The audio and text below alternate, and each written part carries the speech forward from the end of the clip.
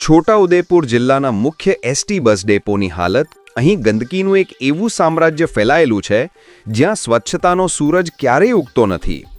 આ કોઈ સામાન્ય ગંદકી નથી, પણ પ્રદૂષણ અને ગટરના પાણીનો એક એવો મહાસાગર છે જેણે સમગ્ર પરિસરને પોતાની આગોશમાં લઈ લીધું છે.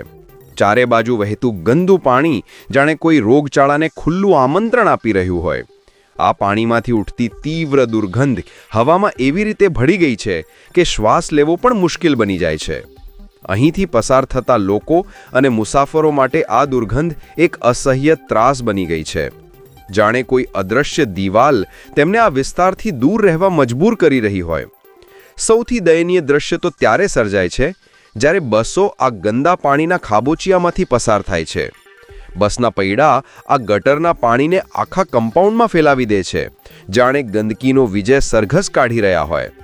એક તરફ જ્યાં દેશભરમાં સ્વચ્છતા અભિયાનના નારા ગુંજી રહ્યા છે, ત્યાં છોટાઉદેપુરનું આ બસ ડેપો એ અભિયાનની નિષ્ફળતાનું જીવંત ઉદાહરણ બનીને ઊભું છે.